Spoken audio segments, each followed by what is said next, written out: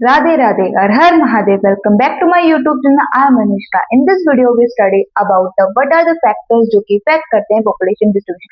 आज इस वीडियो में वो सारे फैक्टर्स पढ़ेंगे जो पॉपुलेशन डिस्ट्रीब्यूशन को इफेक्ट करेंगे.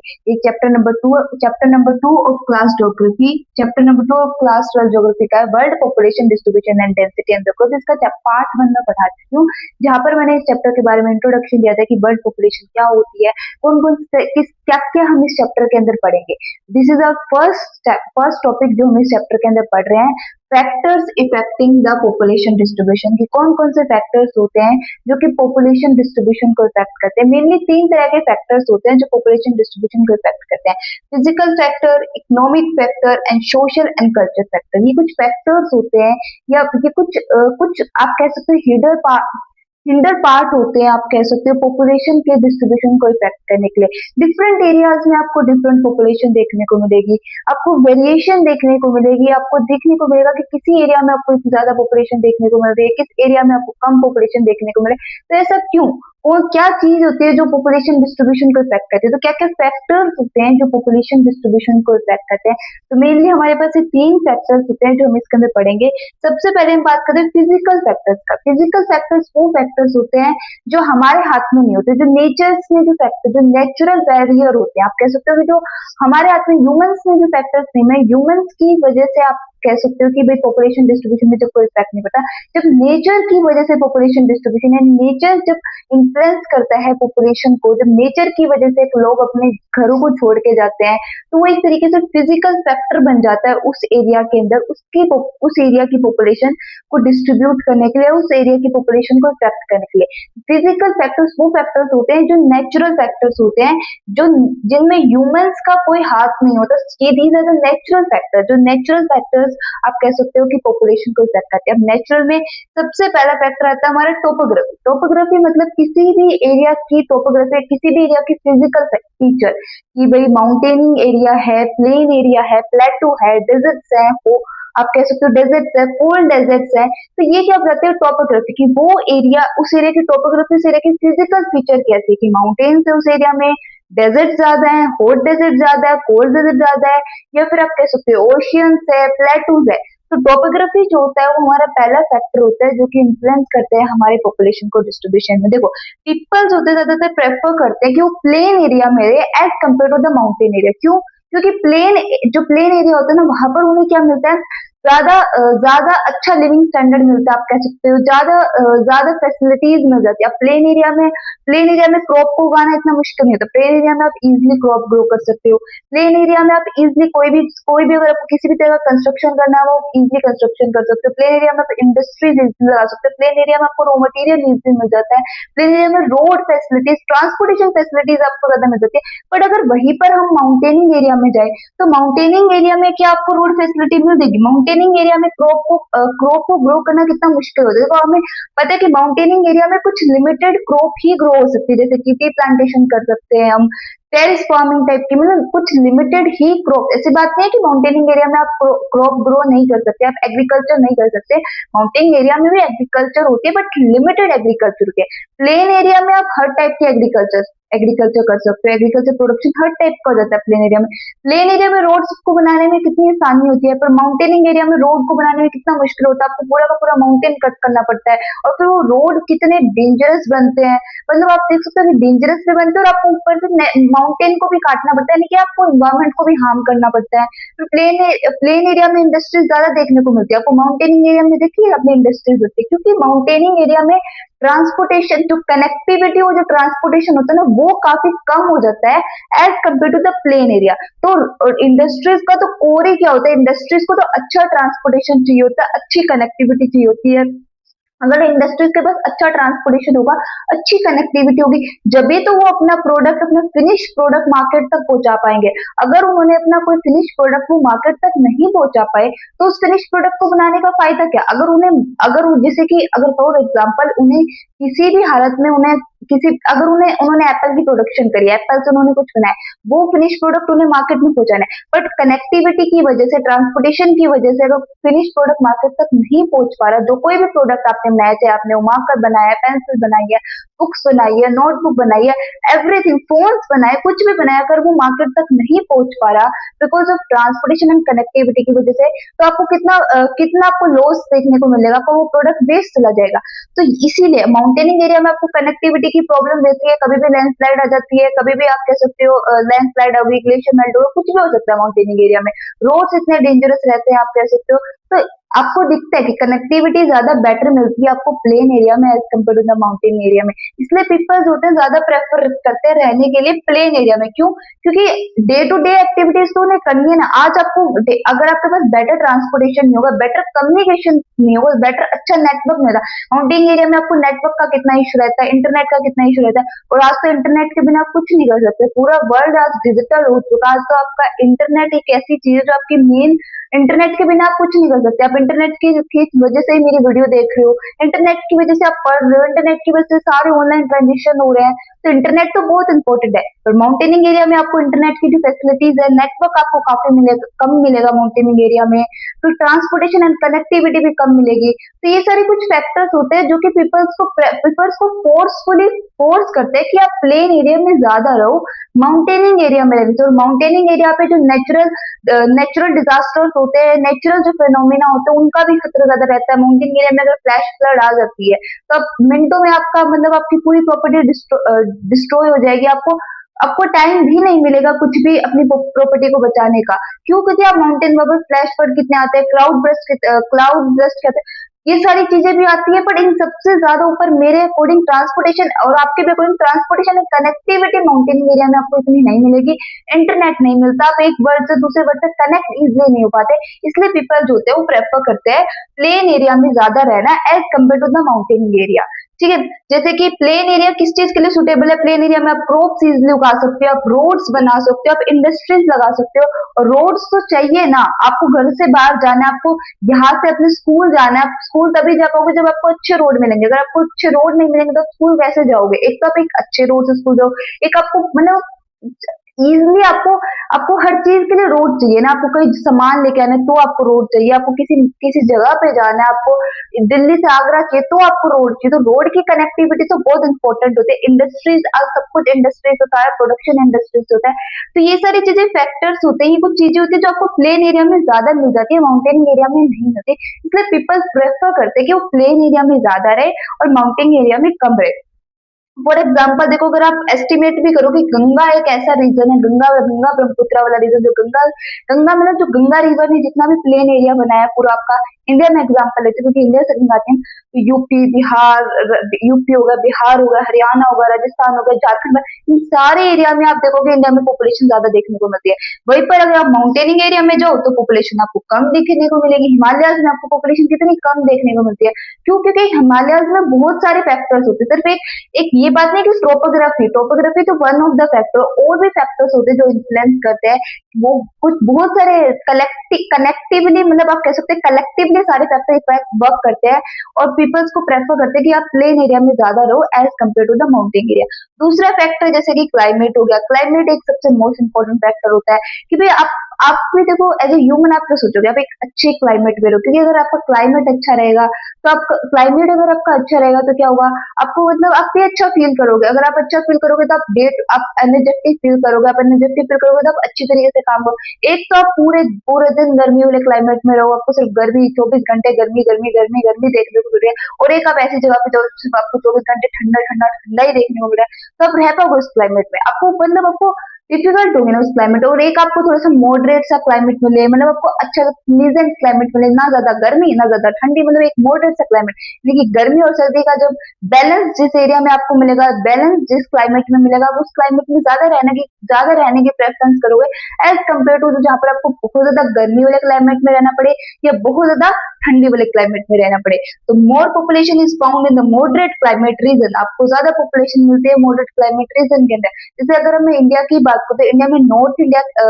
समर के टाइम पे नॉर्थ इंडिया में कितनी गर्मी होती है, वहीं पर अगर हम समर में बात करें साउथ इंडिया में काफी मॉडरेट क्लाइमेट रहता है। साउथ इंडिया अगर हम बात करें तो साउथ इंडिया में आपको गर्मी हो चाहे सर्दी, आपको क्लाइमेट काफी मॉडरेट मिलेगा। ना ज्यादा गर्मी मिलती है, ना ज्यादा वहां पर ठंडी मिलती है। जैसे इंडिया में, नॉर्थ इंडिया में अक्टूबर और नवंबर में जो क्लाइमेट रहता है ना, उस टाइप का क्लाइमेट आपको साउथ इंडिया में दिखेगा पूरे पूरे होल ईयर में, यानी कि सर्दी में भी और गर्मी में। पर अगर हम नॉर्थ इंडिया की बात करें तो नॉर्थ इंडिया में जब गर्मी पड़ती है तो बहुत ज्यादा गर्मी हो जाती है, टू मच हॉट हो जाता है, और जब सर्दियां आती है तो टू मच कोल्ड हो जाता है। तो ऐसे क्लाइमेट में आप रहना चाहोगे नहीं ना, आप मॉडरेट क्लाइमेट में ज्यादा प्रेफरेंस करोगे, प्लेजेंट क्लाइमेट में, जो क्लाइमेट आपको सुहाता है, ठीक है। Less population is found in the harsh climate. Harsh climate में आपको कम पॉपुलेशन मिलेगी, जैसे कि हॉट एंड कोल्ड डेजर्ट। आप होल जहां पर आपको हॉट डेजर्ट्स में आप रहना पसंद करोगे नहीं, आप कोल्ड डेजर्ट में रहना पसंद करोगे नहीं। जहाँ हैवी रेनफॉल, जो 2400 घंटे मतलब 365 डेज के अंदर आप कह सकते हो कि आधे से ज्यादा टाइम तो वहां पर रेनफॉल रहती है, आप ऐसे क्लाइमेट में रहना पसंद करोगे नहीं। ना आप ज्यादा गर्मी वाले क्लाइमेट में रहना पसंद करोगे, ना ज्यादा आप ठंडे वाले क्लाइमेट में।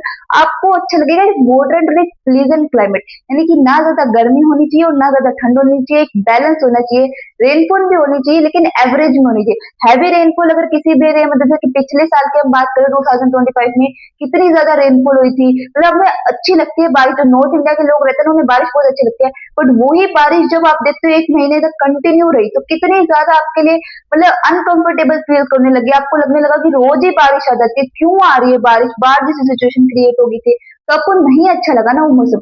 तो इसलिए हैवी रेनफॉल भी होनी चाहिए बट मॉडरेट होनी चाहिए, मतलब एवरेज में होनी चाहिए। ज्यादा जब रेनफॉल होने लग जाती है तो आपको वो भी अच्छी नहीं लगती। हॉट डेजर्ट्स में जैसे कि हॉट डेजर्ट, जैसे कि सारा डेजर्ट हो गया, इंडिया का थार डेजर्ट हो गया, इन एरिया में आप ज्यादा जाना पसंद करते हो, घूमना पसंद करते हो नहीं करते। कोल्ड डेजर्ट, जैसे कि आप कह सकते हो रशिया वाले आर्टिक वाला रीजन हो गया, अंटार्कटिका वाला रीजन हो गया। अंटार्कटिका में लोग जाते हैं कुछ टाइम, फिर वहां पर अपना थोड़ा सा टाइम स्पेंड करके आ जाते हैं। बट वहां पर किसी को मैं बोल दूं अंटार्कटिका में कि आपको रहना है, आपको मतलब आपको पूरी जिंदगी वही रहना है, तो आप रहोगे नहीं, क्योंकि अंटार्कटिका क्लाइमेट अलाउ ही नहीं करता। अंटार्कटिका इतना ज्यादा कोल्ड डेजर्ट है, इतना ज्यादा कोल्ड है कि उसका क्लाइमेट अलाउ नहीं करता ह्यूमंस के हैबिटेशन को, कि ह्यूमन वहां पर रह सके। तो एक बहुत क्लाइमेट भी एक बहुत इंपॉर्टेंट फैक्टर होता है जो इन्फ्लुएंस करता है पॉपुलेशन को। क्लाइमेट भी पॉपुलेशन को फोर्स करता है कि आप एक अच्छे क्लाइमेट में रहो। तो पीपल ज्यादातर प्रेफर करते हैं कि मॉडरेट क्लाइमेट वाले रीजन में, जैसे इंडिया के अंदर मुंबई वाले रीजन में काफी मॉडरेट क्लाइमेट है, जो साउथ इंडिया में तो वहां पर ज्यादा मॉडरेट क्लाइमेट रहता है। अगर मैं वर्ल्ड में बात करूं तो मेडिटेरियन रीजन एक ऐसा रीजन है पूरे वर्ल्ड के अंदर। मेडिटेरियन रीजन आपको पता है ना, पूरा यूरोप और अफ्रीका कॉन्टिनेंट के जो बीच में आपको सी दिखता है वो मेडिटेरियन रीजन होता है। मेडिटेरियन रीजन में लोग ज्यादा प्रेफर करते हैं रहने के लिए, क्यों? क्योंकि मेडिटेरियन रीजन के अंदर मतलब मेडिटेरियन रीजन में बहुत अच्छा क्लाइमेट मिलता है, बहुत प्लेजेंट क्लाइमेट आपको मिलता है। वहाँ की वेजिटेशन काफी अच्छी होती है, वहां पर ना ज्यादा गर्मी ना ज्यादा ठंड, मतलब एक अच्छा सा क्लाइमेट आपको वहां पर मिलता है। मेडिटेरियन रीजन में प्लेजेंट क्लाइमेट जो होता है ना वो आपको मेडिटेरियन रीजन के अंदर मिलता है। फिर थर्ड जो फैक्टर होता है जो इफेक्ट करता है वर्ल्ड पॉपुलेशन के डिस्ट्रीब्यूशन को, वो होता है वाटर। देखो water is the most important और most initial element for the human survival. बिना वाटर के आप सर्वाइव कर सकते हो? देखो हमने बचपन से एक चीज सुनी है कि एयर हमें चाहिए ब्रीथिंग के लिए, फूड चाहिए हमें खाने के लिए, और पानी चाहिए हमें पीने के लिए। ये तीन चीजें जो होती है ये तीन चीजें जो होती है सबसे इंपॉर्टेंट एलिमेंट्स होते हैं ह्यूमन बीइंग के सर्वाइवल के लिए। बिना इन तीन चीजें के ह्यूमन बीइंग जो होते हैं वो सर्वाइव नहीं कर सकते। तो वाटर बहुत इंपॉर्टेंट एलिमेंट होता है। Water is the basic need of human being. Water एक बेसिक नीड्स होती है ह्यूमन बीइंग की, जो वो प्रेफर करते हैं रहने के लिए, टू लिव इन एरिया जहां पर उन्हें फ्रेश वाटर इजिली रहते हैं। देखो वाटर तो एक बेसिक, फूड वाटर एयर, ये कुछ बेसिक नीड्स होते हैं ह्यूमन की, जो तो ह्यूमन को चाहिए ही चाहिए। These are the basic need which human needs to require. इनके बिना ह्यूमन हैबिटेशन एग्जिस्ट नहीं कर सकता, बिना पानी के ह्यूमन जिंदा नहीं रह सकता, उन्हें ड्रिंकिंग वाटर चाहिए ही चाहिए। तो पीपल प्रेफर करेंगे उस एरिया में रहने के लिए जहां पर उन्हें फ्रेश वाटर अच्छा मिलेगा।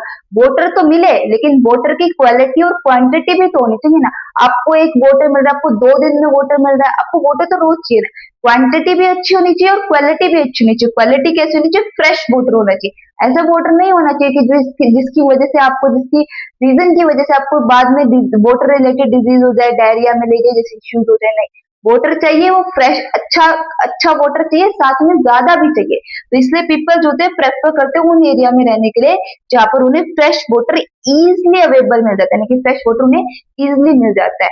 ठीक है। For example river valley are the most densely populated area in the world. Rivers के पास आपको वर्ल्ड की मोस्ट रिवर्स के पास आपको वर्ल्ड की मैक्सिमम पॉपुलेशन देखने को मिलेगी, यानी कि ज्यादातर वर्ल्ड की पॉपुलेशन जो होती है वो रिवर के पास रहती है। फर्स्ट फॉर एग्जांपल हमारी इंडस वैली सिविलाइजेशन, जो हमारी ह्यूमन की पहली सिविलाइजेशन थी, वो भी रिवर के पास बसी थी, इंडस रिवर के पास बसी थी। तो रिवर्स एक ऐसी चीज होती है, रिवर्स के पास लोग ज्यादा रहना पसंद करते हैं, क्योंकि रिवर के पास उन्हें फ्रेश वाटर मिलता है। फ्रेश वाटर उन्हें मिलेगा तो वो एग्रीकल्चर कर पाएंगे और अपने डे टू डे एक्टिविटीज को इजिली कर पाएंगे। ज्यादातर वर्ल्ड की पॉपुलेशन जो होती है वो रिवर रिवर के पास रहती है। फिर हमारा फोर्थ जो फैक्टर होता है वो सोयल होती है। सोयल भी एक बहुत इंपॉर्टेंट फैक्टर होता है एग्रीकल्चर के प्रोडक्शन के लिए। एग्रीकल्चर अच्छी होगी जब भी तो फूड बनेगा, फूड अच्छा होगा तो हम खाएंगे, और अगर हम खाएंगे तभी हम जिंदा रहेंगे।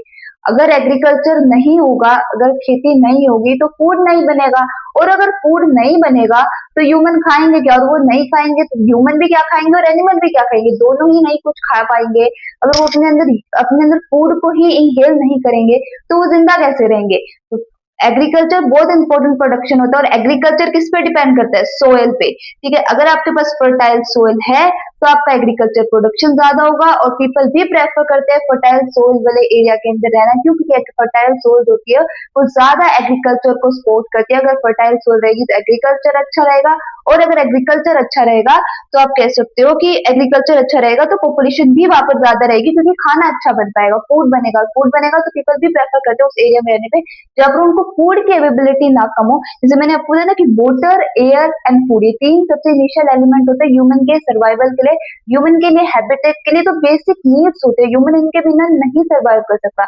तो जैसे वाटर के केस में ना कि पीपल प्रेफर करते हैं उस एरिया में रहने के जहाँ पर उन्हें इजिली फ्रेश वाटर मिल जाए, तो सेम सोइल के फूड में रहता है, पीपल प्रेफर करते हैं उस एरिया में रहने में जहाँ पर उन्हें फर्टाइल सोइल मिले, क्योंकि अगर फर्टाइल सोइल मिलेगी तो वो एग्रीकल्चर कर लेंगे, और एग्रीकल्चर कर लेंगे तो उन्हें फूड मिल जाएगा।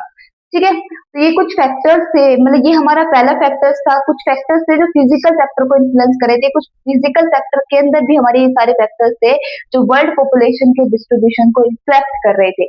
फिर हम अब वर्ल्ड पॉपुलेशन की जो डिस्ट्रीब्यूशन है उसको इफेक्ट कर रहे थे।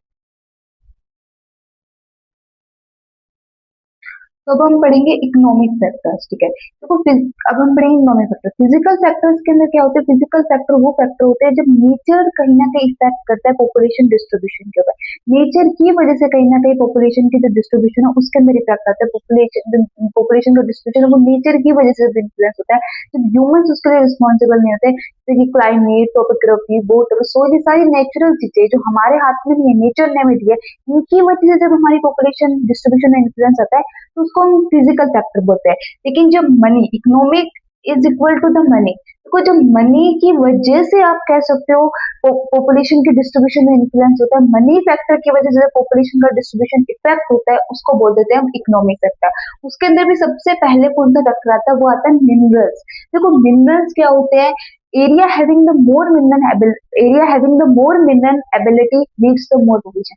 जिन एरिया में आपको ज्यादा मिनरल्स देखने को मिलेंगे ना, उस एरिया में आपको पॉपुलेशन भी ज्यादा देखने को मिलेगी। क्यों? क्योंकि देखो मैंने आपको इसे पिछली वीडियो में बताया था कि रिसोर्सेज किसी भी कंट्री के डिसाइड करते हैं, रिसोर्सेज और ह्यूमन कैपिटल किसी भी कंट्री का डिसाइड करते हैं कि वो कंट्री या फिर वो रीजन कितना इकोनॉमिकली डेवलप करेगा, कितना वर्ल्ड में वो डेवलप होगा, कितना रिच होगा।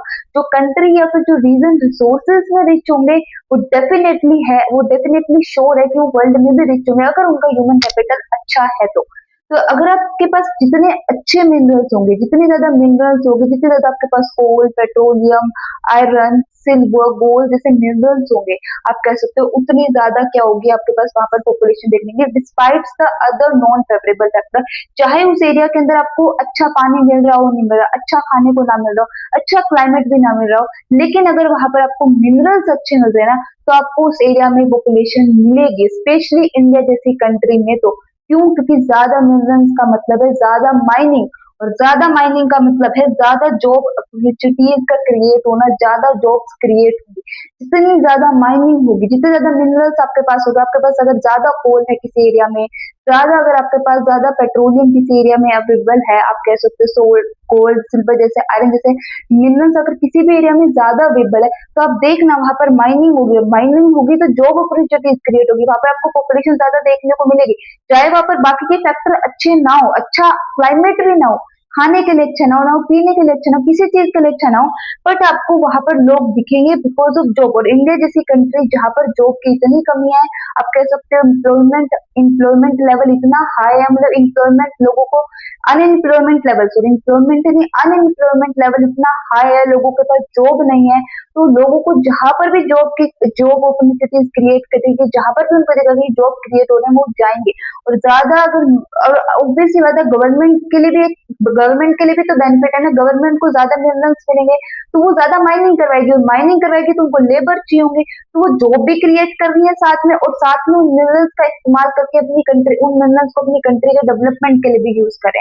तो इसलिए मिनरल एक पहला फैक्टर होता है, पहला फैक्टर है जो कि इन्फ्लुएंस करता है पॉपुलेशन डिस्ट्रीब्यूशन को। ज्यादा मिनरल्स का मतलब है ज्यादा माइनिंग, और ज्यादा माइनिंग का मतलब है ज्यादा लोग वहां जाएंगे, क्योंकि जॉब्स की कमी है। आप कह सकते हैं इंडिया जैसी कंट्री में जॉब्स की कमी है। और अगर इंडिया भी ना हो, अगर कोई डेवलप कंट्री हो, फॉर एग्जाम्पल अगर मैं मेरी जैसी कंट्री चल जाऊँ, कोई डेवलप्ड कंट्री हो, वहां पर अगर अमेरिका को दिख रहा है इस एरिया में मेरे इतने मिनरल्स है, तो उस एरिया में लोग जाएंगे, अमेरिका उस कंट्री में लोग उस इस एरिया में जो पॉपुलेशन को सेटल करेगी, क्योंकि ज्यादा मिनरल्स का मतलब वहां पर वो लोग अच्छे से जी भी तो पाएंगे, अच्छे से अच्छी फैसिलिटीज उनको देगी। ठीक है, तो ज्यादा मिनरल्स का मतलब है ज्यादा ज्यादा पॉपुलेशन उस एरिया को अट्रैक्ट करेगी। ठीक है, फिर हमारा जो जैसे कि फॉर एग्जांपल हमारा काट्या जांबा कॉपर बेल्ट कोंगो अफ्रीका वाला रीजन, ये आपका वन मार्क्स में एमसीक्यूज आता है।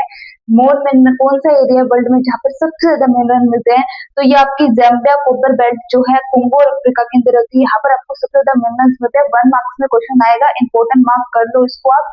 ठीक है, ये आपको ये सारे राइट डाउन करने हैं, जो भी मैंने ब्लैक बोर्ड पे लिखा हुआ है आपको राइट डाउन करना है, एज अ नोट्स यूज करना है और उनको यूज करना है। जैसे आपके पास अगर क्वेश्चन आता है कि बता the factors which effect the population distribution, तो आपको मेरी तरह ऐसे तीन डायग्राम ऐसे फैक्टर लिख के ऐसे बनाना है, economic, physical, economic and social. पहले सारे फिजिकल फैक्टर को एक्सप्लेन करना है जैसे पहले मैंने एक्सप्लेन करे, फिर इकोनॉमिक का करना है, फिर सोशल एंड कल्चर को एक्सप्लेन करना है। ठीक है, these are the my notes, these are the notes आपको राइट डाउन करने हैं और इन्हें अपनी कॉपी में राइट डाउन करके इनको याद रिवाइज भी करना है, यही आपके नोट्स है। ठीक है, तो जो हमारा सेकंड फैक्टर आता है हम अपने टॉपिक पे इंडस्ट्रियलाइजेशन। इंडस्ट्रियलाइजेशन जो होता है वो सेकंड फैक्टर होता है जो कि इन्फ्लुएंस करता है, आप कह सकते हैं पॉपुलेशन डिस्ट्रीब्यूशन को। देखो, more industries means more work opportunities, ज्यादा इंडस्ट्रीज मतलब ज्यादा जॉब्स क्रिएट्स होना। देखो, आपको पता है इन एक हम अभी जो आगे हमारे चैप्टर्स आएंगे, जो हम 5, 6, 7 चैप्टर पढ़ेंगे इसी बुक का, फंडामेंटल ऑफ ह्यूमन ज्योग्राफी की जो बुक है जिसमें हम प्राइमरी, सेकेंडरी और टेरिशरी एक्टिविटी करेंगे, सबसे ज्यादा जो जॉब्स क्रिएट करती है ना वो हमारी इंडस्ट्रीज करती है। देखो, क्योंकि इंडस्ट्रीज को एक पर्सन नहीं कर सकता। आज आपको अगर कोई इंडस्ट्री खोलनी है ना, तो आपको लोग चाहिए, आपको वर्कर चाहिए। डिफरेंट एरिया के लिए इंडस्ट्री में डिफरेंट एरिया के लिए डिफरेंट वर्क के लिए आपको डिफरेंट वर्कर चाहिए होगा। इंडस्ट्री कोई एक पर्सन नहीं चला सकता। इंडस्ट्री को चलाने के लिए आपको 100, 200, 150 लोग चाहिए, जो वो 100, 200, 150 लोग साथ में मिलकर काम करते हैं, साथ में मिलकर प्रोडक्ट बनाते हैं, फिर वो प्रोडक्ट मार्केट में सेल होता है। तो साथ में वो मतलब वो इंडस्ट्रीज एक पर्सन नहीं चला सकता। आपको अगर इंडस्ट्री खोलनी है तो आपको लोग चाहिए होंगे, और अगर आपको लोग चाहिए होगा तो यानी कि आप लोगों को जॉब अपॉर्चुनिटी दे रहे हो, आप जॉब क्रिएट कर रहे हो। तो इंडस्ट्रीज एक ऐसी चीज होती है, इंडस्ट्रीज एक ऐसा फैक्टर होता है जो सबसे ज्यादा जॉब क्रिएट करता है। और इसीलिए जहां पर आपको इंडस्ट्रीज दिखेंगी वहां पर आपको लोग भी दिखेंगे। देखो, आप क्या होता है हमारी गवर्नमेंट, फॉर एग्जांपल मैं इंडिया का ही दूं, हमारी गवर्नमेंट आज आपको हर दूसरी तीसरी ऐड आपके फोन पे मिलेगी, डिजिटल इंडिया, स्टार्टअप्स करो, बिजनेस खोलो। गवर्नमेंट लोन प्रोवाइड दे रही है स्टूडेंट्स को कि आप अपना बिजनेस कर सकते हो, आप अपना स्टार्टअप कर सकते हो, रीजनेबल रेट्स पर लोन प्रोवाइड करते हैं। क्यों? गवर्नमेंट को क्या फायदा हो रहा है? गवर्नमेंट को पता है अगर ये स्टार्टअप्स करेंगे, स्टार्टअप भी कोई एक पर्सन नहीं कर सकता, स्टार्टअप के लिए लोग चाहिए होंगे, अगर लोग चाहिए होंगे तो लोगों को जॉब मिलेगी। गवर्नमेंट के पास बेस्ट ऑप्शन क्या है जॉब क्रिएट करने के लिए? जो एजुकेटेड पर्सन है वो तो अपनी एजुकेशन से जॉब ले लेगा, पर जो जिसके पास थोड़ी कम स्किल है, जो थोड़ा कम एजुकेट है, वो कैसे होगा? उसको कैसे जॉब मिलेगी? इंडस्ट्रीज के थ्रू। जब आप अपना स्टार्टअप करोगे, ऐसे ही हमारी अब आपको अपनी अब मोदी गवर्नमेंट ने ज्यादा फोकस करा है ना स्टार्टअप्स पे। क्यों फोकस करा है? इसलिए तो फोकस है कि उनको पता है स्टार्टअप एक तरीका है उनकी कंट्री के लोगों को जॉब देने का। क्योंकि आप जब बिजनेस करोगे, बिजनेस कोई एक पर्सन रन नहीं कर सकता ना, बिजनेस के लिए आपको लोग चाहिए, और जब आप लोगों को इकट्ठा करोगे तो आप उन लोगों को जॉब दोगे। तो इंडस्ट्रीज क्या करती हैं, जितनी ज्यादा आप इंडस्ट्रीज लगाओगे उतनी ज्यादा जॉब अपॉर्चुनिटीज क्रिएट होंगी। इंडस्ट्री सबसे ज्यादा जॉब क्रिएट करती है। ज्यादा इंडस्ट्रीज का मतलब ज्यादा जॉब्स क्रिएट होना, और जहां आपको इंडस्ट्रीज दिखेंगी वहां आपको लोग भी दिखेंगे। क्यों? क्योंकि लोगों को जॉब चाहिए। अगर हम इंडिया में रहते हैं तो इंडिया में तो इंडस्ट्री सबसे ज्यादा इंपॉर्टेंट होती है, क्योंकि इंडस्ट्रीज में लोगों को जॉब मिलता है। और सिर्फ इंडिया के ही, वर्ल्ड में कहीं पर भी चले जाओ, इंडस्ट्रीज वाले एरिया में लोग रहते हैं, क्योंकि इंडस्ट्रीज एक अच्छा स्टैंडर्ड ऑफ लिविंग भी देती है, साथ में लोगों को जॉब देती है। ठीक है, तो more people is found in the industrial area, ज्यादा पीपल आपको इंडस्ट्रियल एरिया के अंदर मिलेंगे। मैं आपको वर्ल्ड में अगर इसका एग्जांपल दे दूं तो कोबा उसका reason in the Japan. Japan, ये भी 1 मार्क्स में इंपॉर्टेंट क्वेश्चन है, जैसे कि हमारे इसमें था कि जापान, वर्ल्ड में जापान का जो कोबा उसका रीजन है, वहां पर आपको सबसे ज्यादा इंडस्ट्रियलाइजेशन मिलेगा, सबसे ज्यादा इंडस्ट्रीज मिलेगी जापान की, और सबसे ज्यादा लोग आपको वहां पर रहने देखने को मिलेंगे, क्योंकि लोग वहां इसलिए रहते हैं क्योंकि वहां पर लोगों को जॉब मिलती है। ठीक है, तो इंडस्ट्रीज जहां होंगी वहां पर जो लोग आएंगे, इंडस्ट्रीज लोगों को खींचती है।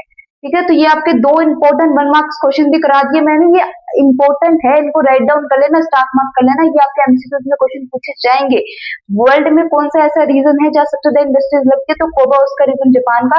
वर्ल्ड में कौन सा ऐसा रीजन है जहाँ सबसे ज्यादा आपके मिनरल्स मिलते हैं, तो आपका कोंगो और अफ्रीका, ये जाम्बिया बेल्ट के अंदर। ये मैप के लिए जो मैप वर्क आएगा वहां पर भी इंपॉर्टेंट है। फिर जो हमारा थर्ड फैक्टर होता है वो है अर्बनाइजेशन। अर्बनाइजेशन मतलब शहर। अर्बनाइजेशन जो होता है वो अच्छा लिविंग स्टैंडर्ड क्रिएट करता है। लोग गांव से ज्यादा रहना पसंद शहर में करते हैं। क्यों? क्योंकि शहरों में उनको अच्छी जॉब अपॉर्चुनिटीज मिलती है, अच्छी एजुकेशन मिलता है, अच्छा लिविंग स्टैंडर्ड मिलता है, अच्छे खाने को मिलता है, मतलब वहां पर उनको जो फूड होगा वो अच्छा मिलेगा, पानी की फैसिलिटीज अच्छी मिलेगी, रोड फैसिलिटीज अच्छी मिलेगी, गवर्नमेंट फैसिलिटीज अच्छी मिलती है, हॉस्पिटल्स की facilities, education facility, living standard जो होता है लोगों का आपको शहरों में अच्छा मिलेगा एज कम्पेयर टू द गांव से, as compare to the rural area में। अगर हम जाए रूरल एरिया में आपको इतनी अच्छी फैसिलिटीज नहीं मिलेगी। रूरल एरिया में आपको इक्का दुक्का हॉस्पिटल मिलेंगे, बट शहर में अगर आपको हॉस्पिटल, बहुत अच्छे अच्छे हॉस्पिटल मिलेंगे, बहुत अच्छे अच्छे मॉल मिलेंगे आपको, रोड की फैसिलिटीज आपको ज्यादा अच्छी मिलेगी, स्कूलिंग एजुकेशन फैसिलिटीज जो होती है वो अर्बन एरिया में ज्यादा मिलता है, जैसे कि हमारी दिल्ली, गुड़गांव, मुंबई जैसी जो सिटीज है, यहाँ पर आपको कितनी अच्छी अच्छी एजुकेशन मिलती है। बल्कि जो रूरल एरिया में जो लोग रहते हैं वो क्या करते हैं, अपने बच्चों को अब रूरल एरिया से उनको निकाल के उनको दिल्ली के बड़े बड़े यूनिवर्सिटीज में, बड़े बड़े स्कूल में पढ़ने के लिए भेजते हैं, क्योंकि उनको पता है इतनी अच्छी एजुकेशन फैसिलिटीज नहीं है रूरल एरिया में। ज्यादा एजुकेशन फैसिलिटीज आपको अर्बन एरिया में ही मिलेगी। अर्बन एरिया में आपको हर चीज की फैसिलिटी अच्छी मिलेगी। जो एक अर्बन एरिया में पीपल रह रहा है और एक जो रूरल एरिया में रह रहा है, उसके आप कह सकते हो लिविंग स्टैंडर्ड में, उसकी पर्सनैलिटी में आपको डिफरेंस देखने को मिलेगा। तो ज्यादातर पीपल जो होते हैं वो प्रेफर करते हैं कि वो एक तो अर्बन एरिया में रहे। क्यों? क्योंकि एक तो उनको अच्छा लिविंग स्टैंडर्ड मिलेगा, बेटर लिविंग स्टैंडर्ड मिलेगा, ज्यादा ज्यादा फैसिलिटीज मिलेंगी, चाहे वो एजुकेशन की हो, हॉस्पिटल की हो, गवर्नमेंट की हो, खाने की हो, पीने की हो, हर तरह की फैसिलिटीज होती है उनको ज्यादा अच्छी मिलेगी। और दूसरा क्या है, उन्हें बेटर जॉब अपॉर्चुनिटीज मिलेगी। गाँव में इतनी जॉब नहीं है, गाँव में इतना एम्प्लॉयमेंट नहीं है, गाँव में आपको अनएम्प्लॉयमेंट ज्यादा दिखेंगे। जो गाँव के पीपल है वो रोज ट्रेवल करके शहर में आते हैं काम करने के लिए। क्यों? क्योंकि शहरों में उनको अच्छी अच्छी एम्प्लॉयमेंट मिलती है, अच्छी जॉब अपॉर्चुनिटीज मिलती है, जॉब क्रिएट होती है। ठीक है, तो अर्बनाइजेशन फैक्टर हो गया। फिर हमारा होता है एम्प्लॉयमेंट। फोर्थ जो फैक्टर होता है वो एम्प्लॉयमेंट अट्रैक्ट करती है पीपल्स को। जहाँ अगर हम इंडिया की बात करें, इंडिया में बेरोजगारी ज्यादा है, दिस इज द फैक्ट। ये कोई मतलब मैं बुराई नहीं कर रही इंडिया की, बट ये रियलिटी है, इंडिया में अनएम्प्लॉयमेंट ज्यादा है। तो जहां भी इंडियन लोगों को एम्प्लॉयमेंट दिखेगी, उनको दिखेगा यहाँ पर जॉब क्रिएट हो रही है, वहां पर लोग ज्यादा रहना पसंद करेंगे। चाहे वहां पर कुछ भी, मतलब कितने भी आप कह सकते हो, कितने भी वहां पर आप कह सकते हो अनफेवरेबल फैक्टर्स उनको दिख जाए, चाहे उनको अच्छा खाने को ना दिखे, अच्छा पीने को ना दिखे, किसी भी कुछ भी ना दिखे, बट अगर उनको दिख रहा है उस एरिया में जॉब ज्यादा क्रिएट हो रही है, तो पीपल वहां रहने जाएंगे। तो ठीक है, ये हमारे 4 फैक्टर्स थे, मतलब इकोनॉमिक फैक्टर था, ये पूरा हमारा इकोनॉमिक फैक्टर जो मैंने एक्सप्लेन किया है, कैसे इकोनॉमिक फैक्टर जो होता है वो इन्फ्लुएंस करता है वर्ल्ड पॉपुलेशन एंड डिस्ट्रीब्यूशन को। फिजिकल फैक्टर हम पढ़ चुके हैं, अब ये हमारा इकोनॉमिक फैक्टर हो गया। अब हम आगे सोशल एंड कल्चर फैक्टर भी पढ़ेंगे। आता है हमारे पास सोशल कल्चर फैक्टर। देखो, फिजिकल फैक्टर्स वो फैक्टर्स होते हैं जिसकी वजह से जो नेचर है, नेचर की वजह से कहीं ना कहीं हमारे पॉपुलेशन डिस्ट्रीब्यूशन इन्फ्लुएंस होती है। इकोनॉमिक फैक्टर में मनी की वजह से, जब आप इकोनॉमिकली कुछ रीजन की वजह से, मनी की वजह से जब आपकी पॉपुलेशन डिस्ट्रीब्यूशन में इफेक्ट होता है, उसे हम इकोनॉमिक फैक्टर बोलते हैं। अब सोशल कल्चर फैक्टर्स वो फैक्टर्स होते हैं जब सोशली और कल्चरली सोशल और कल्चरल रीजन की वजह से जब आपकी पॉपुलेशन में इफेक्ट आता है, आपकी पॉपुलेशन डिस्ट्रीब्यूशन में इफेक्ट आता है, आपकी पॉपुलेशन डिस्ट्रीब्यूशन जब इन्फ्लुएंस होती है, तो वो जो सोशल एंड कल्चर फैक्टर, उसको हम सोशल एंड कल्चर फैक्टर बोलते हैं। अब सोशल एंड कल्चर फैक्टर में जो हमारा सबसे पहले फैक्टर आता है सोसाइटी।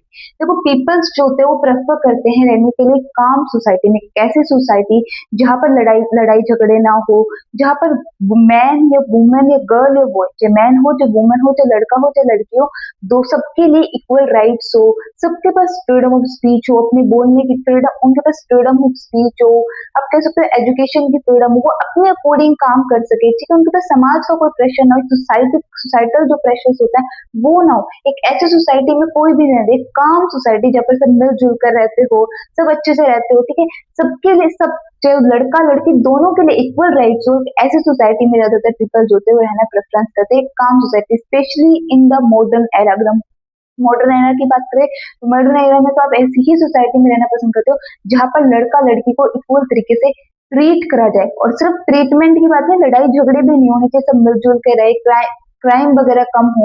आप एक ऐसी सोसाइटी में रहना चाहोगे।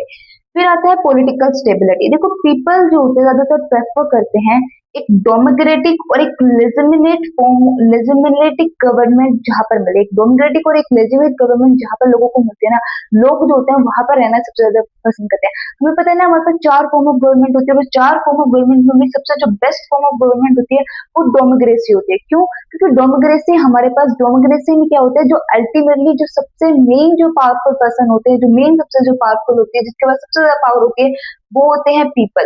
तो डेमोक्रेसी में सबसे ज्यादा पावर जो होती है वो पीपल के पास होती है। क्यों?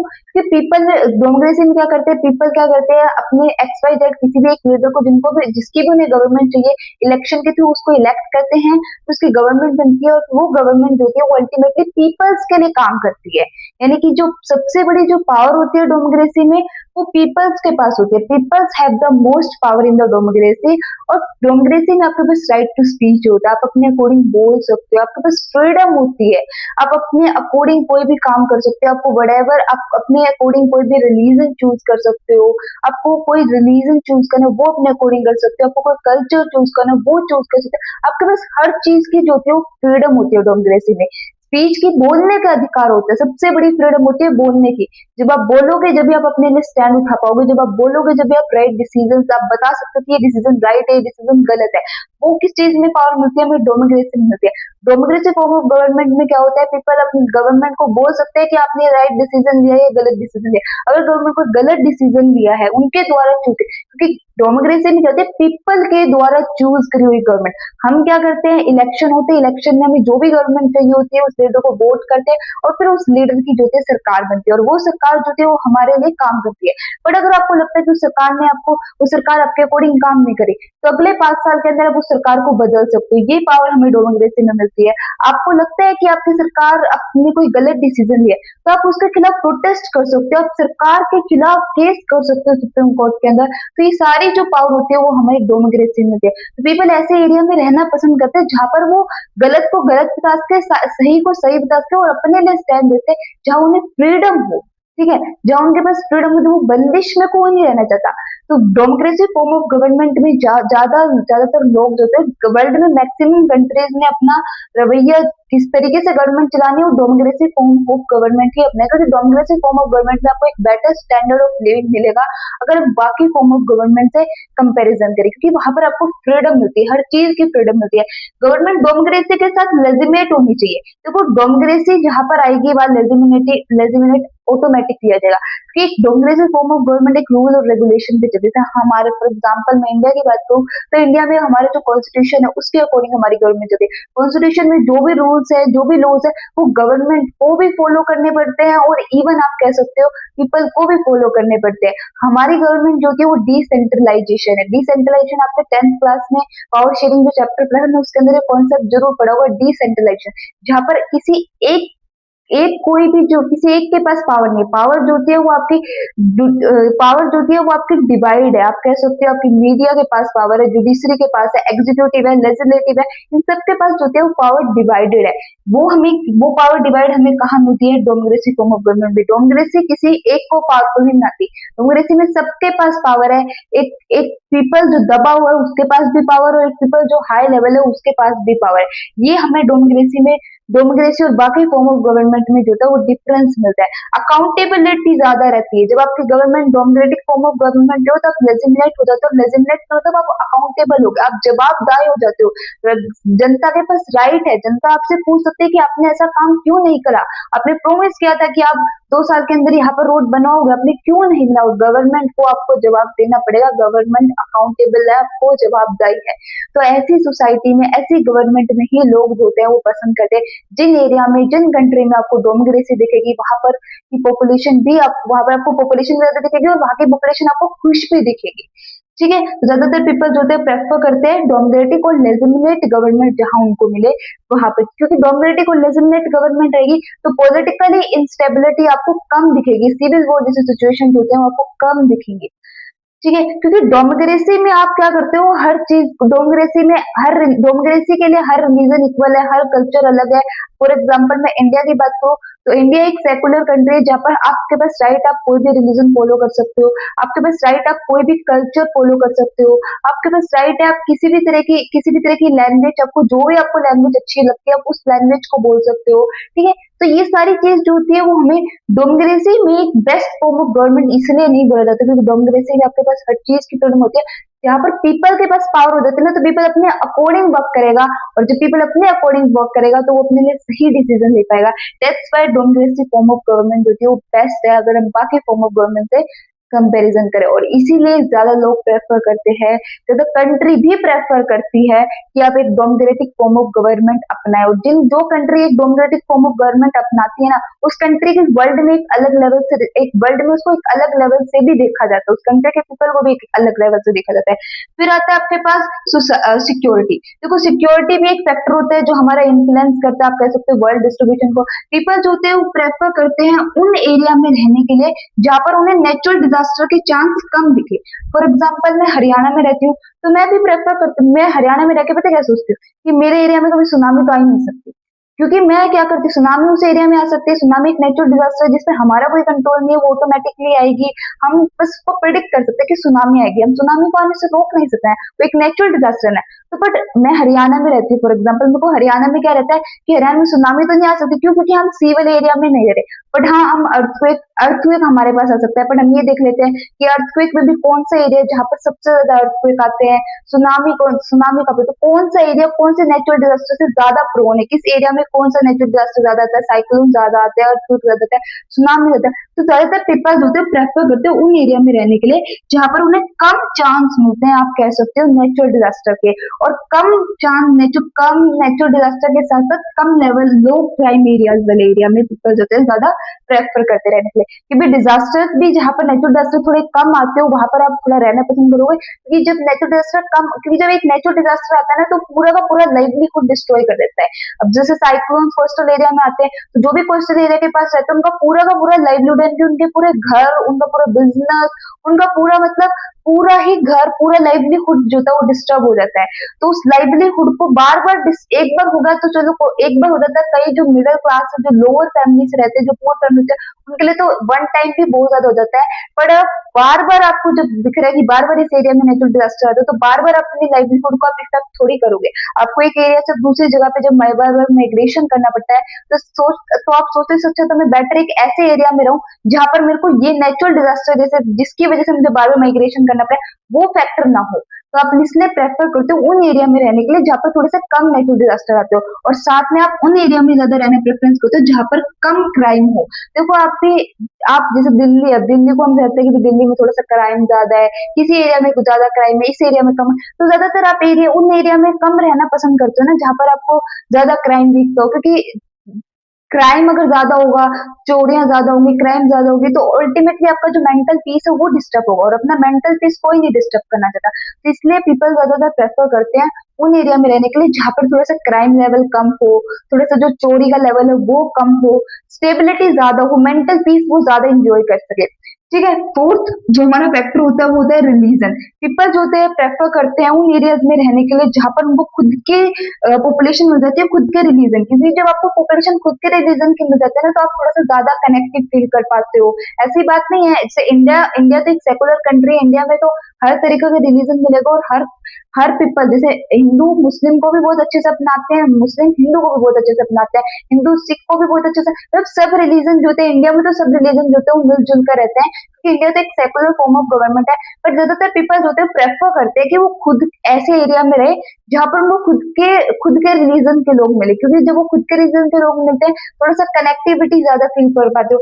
सेम खुद के कल्चर के लोग मिले, जब आपको खुद के कल्चर के लोग मिलते हैं तो आपको पता है कि आप एक साथ फेस्टिवल एंजॉय कर पाओगे, क्योंकि आप लोगों का सेम कल्चर होगा, सेम लैंग्वेज होगा, तो आप फिर फेस्टिवल एक साथ एंजॉय कर सकते हो। ठीक है, तो ज्यादातर पीपल जो होते हैं प्रेफर करते हैं एक तो खुद के कल्चर वाले एरिया में रहने के लिए, ज्यादातर जो लोगों के आसपास जो लोग रह रहे हैं वो उनके कल्चर के हो, उनकी कम्युनिटी के हो, उनके रिलीजन के हो।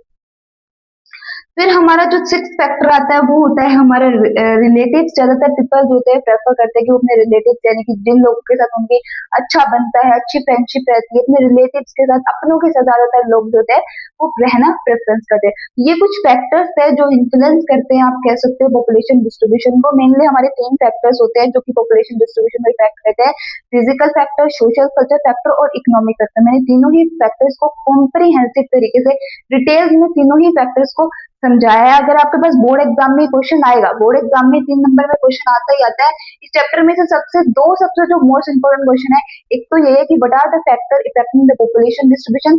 यहाँ पर ज्यादातर मेनली आता है 3 नंबर से क्वेश्चन आता है।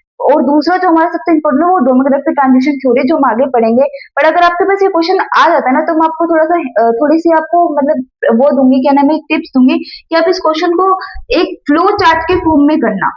देखो, आप इस क्वेश्चन को थोड़ा सा ना फ्लो चार्ट के फॉर्म में करना, कि भाई जैसे आप है ना पहले तो लिख देना कि पॉपुलेशन डिस्ट्रीब्यूशन क्या होता है, ये बता देना, ठीक है, एग्जामिनर को। और फिर आप लिखना फैक्टर्स इफेक्टिंग पॉपुलेशन डिस्ट्रीब्यूशन, ठीक है, फैक्टर्स इफेक्टिंग पॉपुलेशन डिस्ट्रीब्यूशन लिख के फिर आप ऐसा करके चार्ट बनाना, जहां पर आप फिजिकल फैक्टर लिखना, जो भी आपके 4 फिजिकल फैक्टर मैंने पढ़ाए हैं वो लिखना। फिर आप कह सकते हो इकोनॉमिक फैक्टर लिखना, जो भी इकोनॉमिक फैक्टर मैंने पढ़ा है वो लिखना। और फिर लास्ट में लिखना सोशो कल्चर फैक्टर।